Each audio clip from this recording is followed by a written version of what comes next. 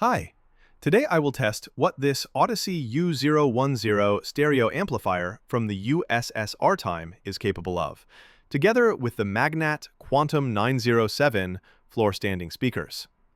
Last time, I tear down this Odyssey to show the true high-end amplifier of the USSR era, and I also have a look inside video for these $3,000 price range Magnat tower speakers.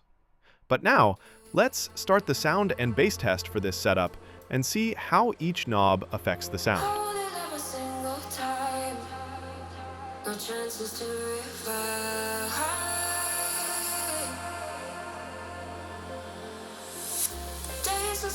Sometimes when pressure holds too tight.